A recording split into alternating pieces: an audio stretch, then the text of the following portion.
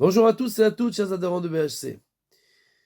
Le Ramban, dans son introduction au Sefer Shemot, nous dit que le livre de Shemot est le livre de la diaspora et de la rédemption. Et c'est pour ça que le livre ne se termine qu'après que l'on ramène les parachiotes que nous lisons actuellement, qui sont les parachiotes qui parlent de la construction du tabernacle.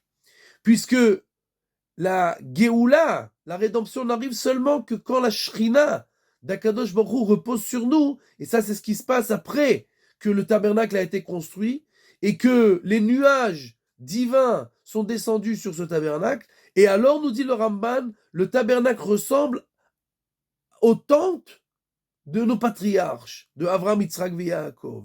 Je ne sais pas si vous comprenez, ça veut dire que le temple ressemble à la tente de nos patriarches. Pas les tentes de nos patriarches ressemblent au temple. C'est-à-dire que les temples de nos patriarches étaient encore plus grands. Et nous voyons cela quand Yitzhak se marie avec Rivka, il a écrit que il s'est consolé de la mort de sa mère. Et Rachid nous dit, puisque quand sa mère était vivante, les bougies de Shabbat étaient allumées de Shabbat en Shabbat, et il y avait la bénédiction dans la pâte, et les nuages, le nuage de la sainteté était accroché à la tente. Et c'est tout à fait extraordinaire. Les bougies étaient allumées de Shabbat en Shabbat, comme le ner à Tamid qui était allumé sur le candélabre, les fanaï Tamid qui étaient allumés constamment par miracle. Et le pain qui était sur la table du Beth Amikdash qui restait chaud toute la semaine, bien qu'il était dehors. De la même manière, il y avait la bénédiction dans la pâte de nos patriarches. Et ce nuage céleste qui était sur les tentes de nos patriarches, c'est le nuage qui descendait à chaque fois sur le tabernacle pour montrer que la Shrina est descendue sur le temple.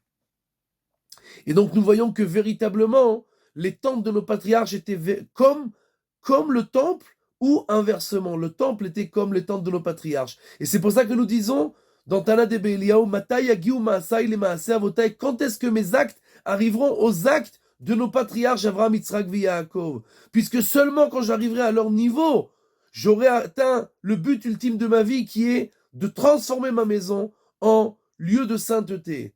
Et la Gemara nous dit qu'aujourd'hui qu'il n'y a plus de sanctuaire et d'hôtel pour offrir nos sacrifices, alors la table de la personne est son autel.